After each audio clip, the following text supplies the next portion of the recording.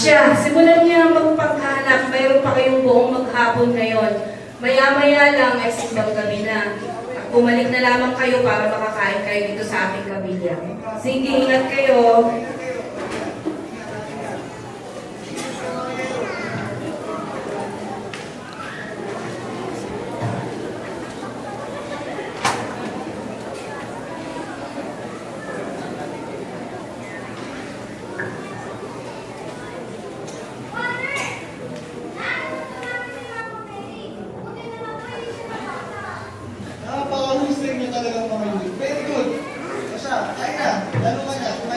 Nasaan ang mga kasama niyo?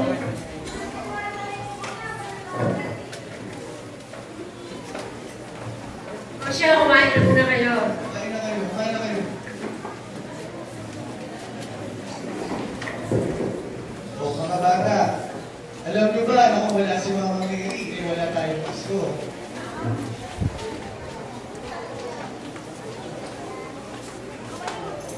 Talaga po, Father? Ano po yung naging papel ni Kelly sa kapasyuhan? Kumain kayo dyan at inagulito ko sa inyo.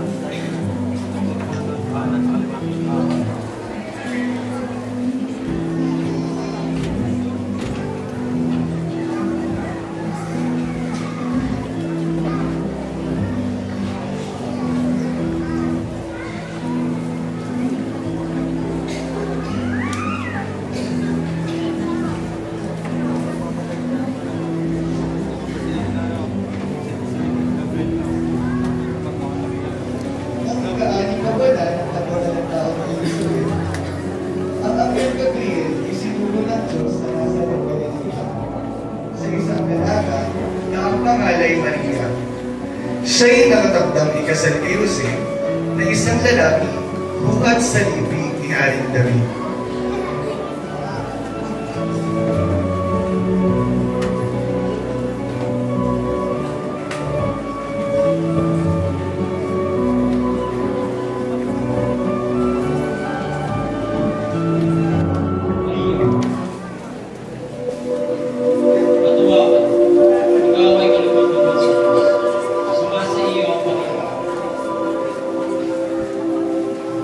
At nagulumihanan si Maria sa gayong pangungusap at inisip niyang mabuti kung ano ang kahulugan niyo. Huwag kang matawag, Maria, sapagkat kinalulugdan ka ng Diyos. Makinig, ikaw ay maglilingid at manganganak ng isang lalaki at tatawagin mo Jesus. Magiging ina siya at tatawagin mo ng pagkakaustais. Ibibigay sa kanya ng Panginoon Diyos ang trono ng kanyang amang sumagot. Maghahari siya sa angkanya ko at ang kanyang paghahari ay walang hanggan.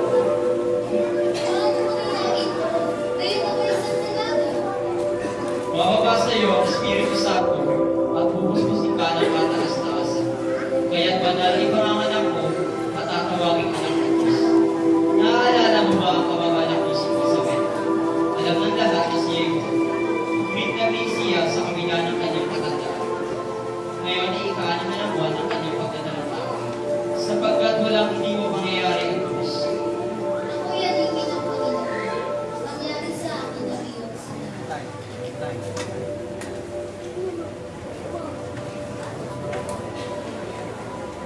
Hindi na nagtagal, si Maria ay nagmadaling pumunta ng bayan sa kaburulan ng Huda. Pagdating sa bahay ni Zacarias, binati niya ang kanyang pinsang si Elizabeth.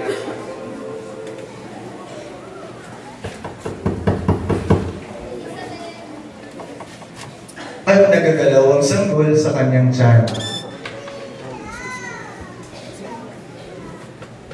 Oh, Maria, aking pinsan.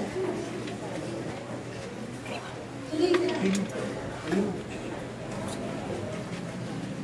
Pinagbala ka sa mga babae at pinagbala rin ang sanggol sa iyong sinabi.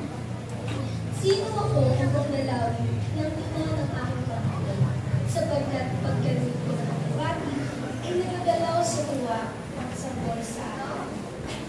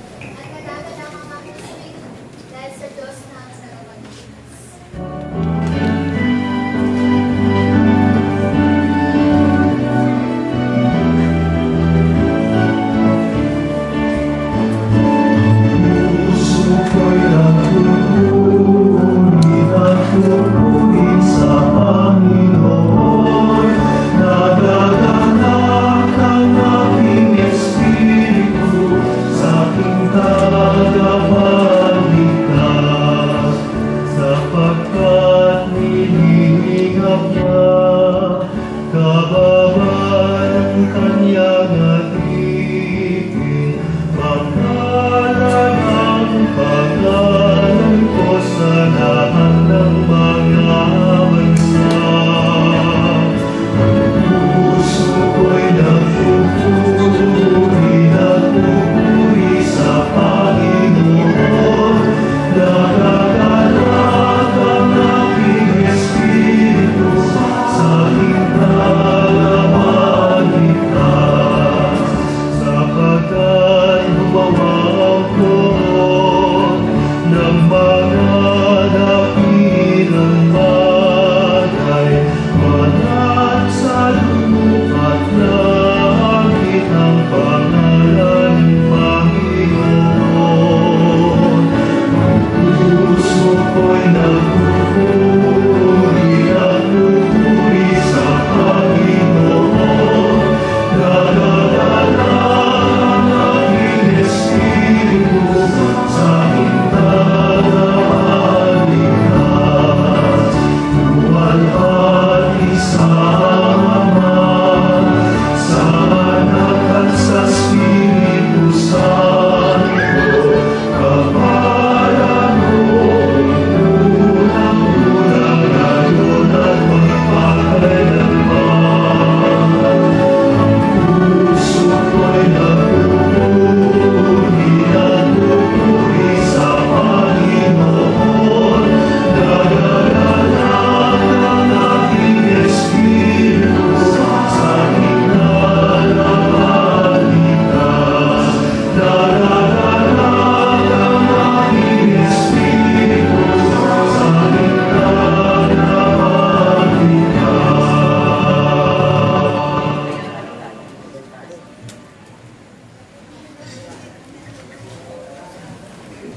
Father, dalaga mo pala pinagpala si Mama Mary sa lahat ng mga babae. Tama! Isipin mo, sa dinami-dami ng mga babae sa mundo, si Maria ang napili ng Panginoon para magsilang sa kanyang buntong na anak. Father, nahanap na po namin si Jose. Very good talaga kayong mga yun! Kami naman, nahanap namin si Mama Mary. Oh, saan niyo naman nahanap si Jose? Malapit po sa tulay, Father. O siya, kumain na muna kayo dito. O, kain na. Ako ba'y gutom na. Magpakabusog kayo at naging mahusay kayo sa inyong paghahanap. O yan, pwede na matuloy ang simbang gabi at nahanap na si Jose. Teka. Mukhang may problema pa kayo. Hindi nyo ba rin nakahanap ang tunay na bida ng Pasko? Oo nga no. Nawawala pa rin si Baby Jesus. Ay, Pero Father, curious lang po ako kay Jose. Ano po ba yung naging kapanganakan ng Baby Jesus? Si Jose? Bakit hindi nyo alam? Sino mga katikista nyo? Malilintikan yan sa akin sa Sister Loli. O siya, kumain na kayo at ikikwento ko sa inyo. Taong matuwid itong si Jose na mapapakasawa ni Maria. Nakarating sa kanya na si Maria ay nagdadalang tao, kaya't nagpasya siyang hiwalayan ito. Ayaw niyang mapahiya si Maria, kaya tinalak niyang gawin ito ng palihim. Ngunit sa kanyang panaginip, ay nagpakita sa kanya ang isang anghel ng Panginoon. Jose, anak ni David, huwag kang matakot na pakasalan si Maria. Siya ay naglilihi sa pamamagitan ng banal na Espiritu Santo. Manganganak siya ng isang lalaki at papangalanan mo Jesus, sapagkat siya magliligtas sa mga kasalanan sa kanilang bayan. Nang magising si Jose, sinunod niya ang utos ng anghel ng Panginoon. Pinakasalan nga niya si Maria. Ngunit hindi ginalaw ni Jose si Maria hanggang sa panipanganak nito ang isang sanggol na lalaki na pinangalanan nga niyang Jesus.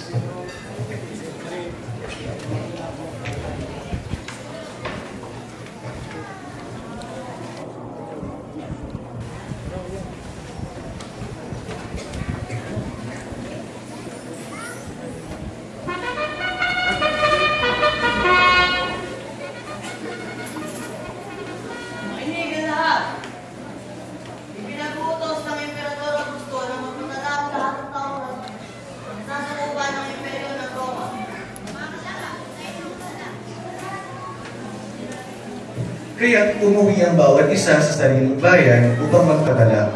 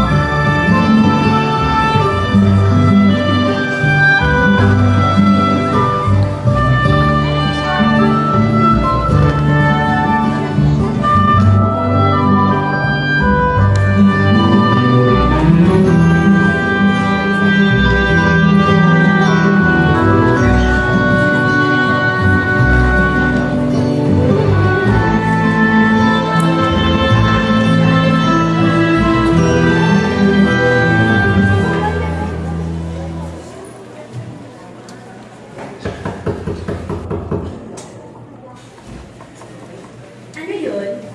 Gina, ang aking asawa ay kagamba. Maaari ba kami makituloy sa inyong tahanan upang magpalipas na kami? Ang aking tahanan ay puno na. Paumanhin, ngunit sa iba na lang kayo maghanap. Salamat po.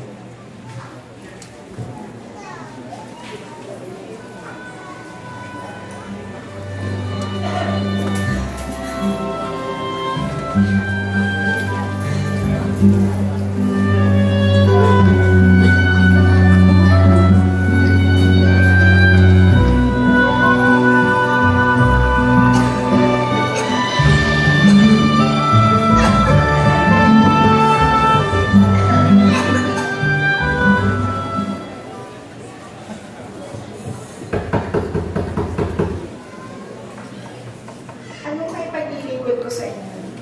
Gina, ang aking asawa ay kagamba. Maaari ba kami makituloy sa inyong tahanan upang magpalipas na kami? Pasensya na kayo. Ngunit wala na kayo lulugaran pa sa aking bahay ng Pilipinas. Punong-puno na ito. Sa iba na lamang kayo magtanong.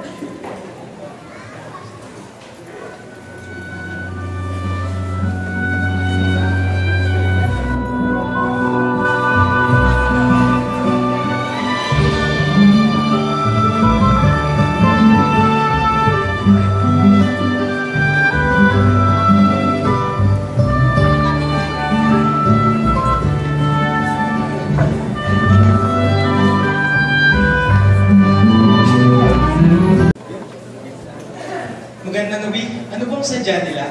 Magandang gabi dito. Ang aking asawa ay kagamba. Maaari ba kami makituloy sa inyong tahanan upang magpalipas na kami?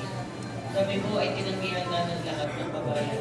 Kaya na lamang po ang pag-asa upang malabanan ang lamig at pagkabalan.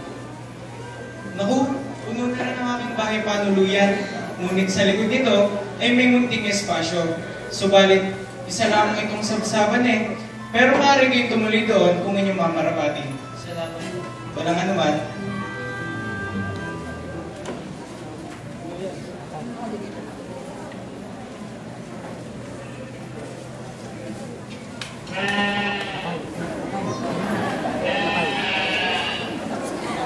Samantalang naroon sila, dumating ang panganak ni Maria at isinilang niya ang kanyang panganay at ito'y lalaki. Binalot niya ng lampi ng sanggol at inihiga sa isang sabsaban sapagkat wala nang lugar para sa kanila sa bahay panuluyan.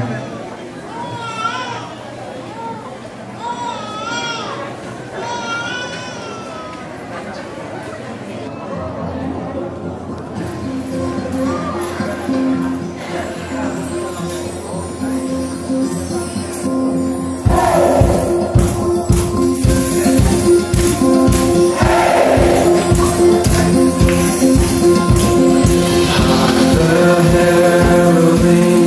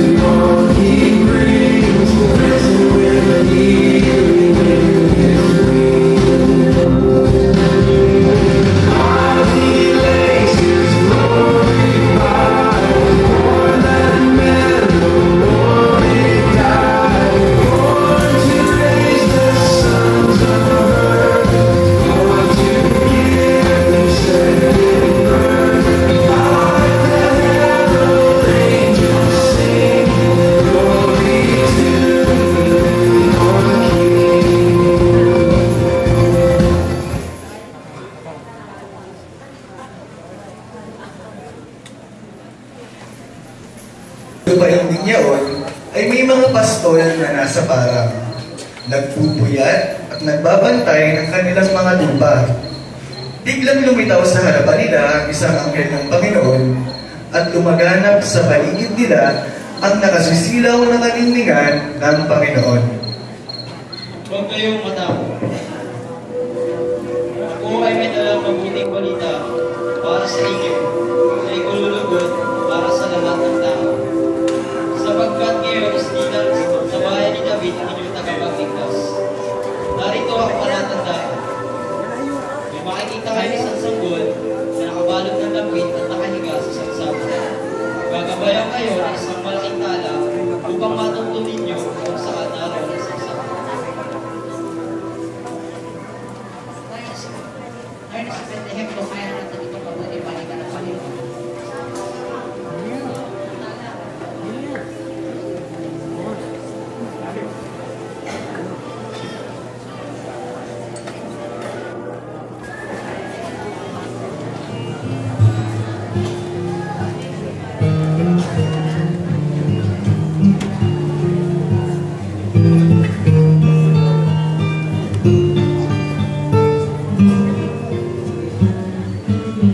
Ang tala ang nagsilbing gabay ng mga pastol patungo sa lugar ng kapanganakan. Ito rin ang nagsilbing liwanag at tanglaw nila sa madilim na gabi.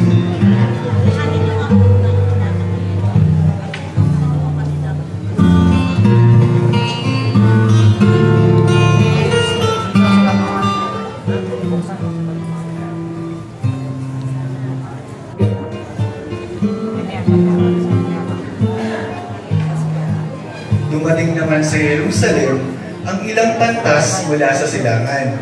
Sila ay pinangunahan din ng tala hanggang sa kinaroroonan ng bata.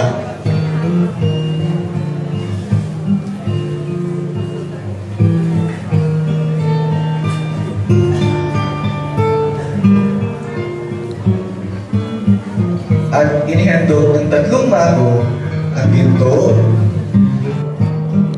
kabanyang, at mira.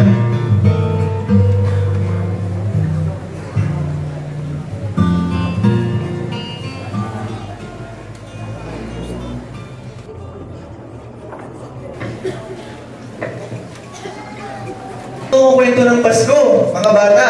Hindi ba't napakaganda ng story ng kapanganakan ni Jesus?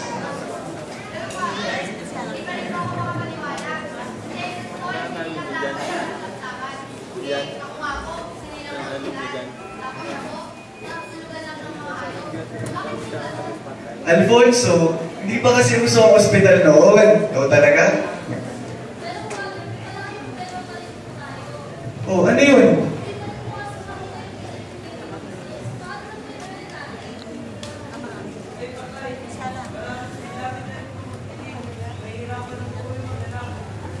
Oo nga, no? Ipagpabukas nyo lang ang paghahanap. Kung itatagda ng Diyos na mahanap natin si Baby Jesus, ay mahanap naman natin yun.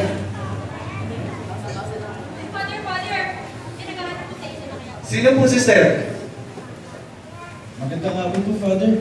Magandang hapon din naman. Magandang hapon. Father, ako po si Kaloy. Ito po sa kamalapit na barangay sa Malaway. Oo. Well, tatanungin ko lang po sana, kasi pinakita po kaming figurine sa ilalim po na natumbang puno dahil sa bagyo. Pinagtanong lang po namin sa ibang mga lugar, sa ibang mga pilya. Hindi naman daw po sa kanila to. Umaasang po kami na sana, dito na nga sa figurine na to. Mga sister, ito ba ang figurine na ito? Yan nga aming ngayon, Father.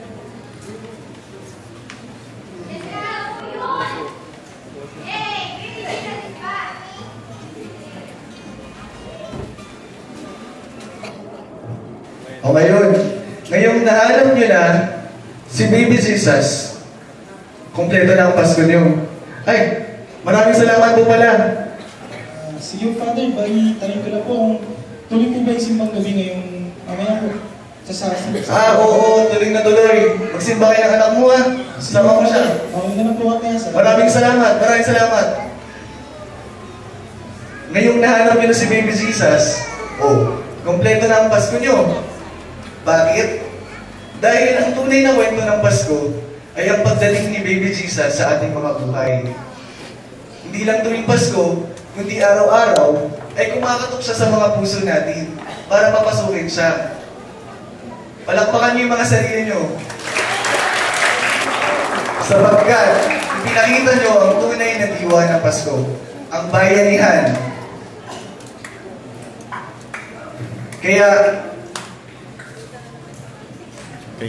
Father, napakaganda po ng inyong sinabi. Mabuhay kayo, Father.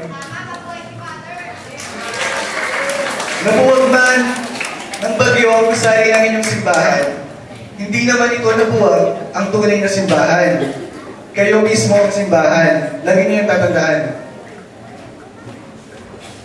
Mabuhay kayo. Father, nagsisim po, mag-practice lang po kami para sa aming caroling. Pipigil na naman po ito. O siya, sige. Mag-practice na kayo na kayo ay makauwi na at makaligo na para sa simbang gabi. Sige po, mga sister.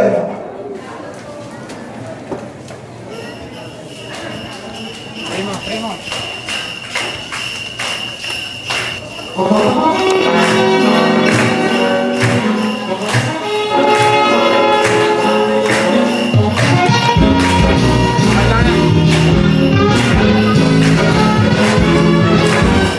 Kaya tuwing Pasko ay dumarating na ang bawat isa'y para bang namumroblema. Hindi mo alam ang regalong ibibigay ngayong kahirapan itong ating buhay. Meron pa kayang malamig at noche buena para naman Jesus at wala ng pera. Nagkakaya kung muling pagpatulad mo ang iyong mga hinahanap sa araw ng Pasko. Ngunit kahit na anong mangyari, ang pag-ibig sana'y magmahal. Sa kanan si Jesus ang kasama,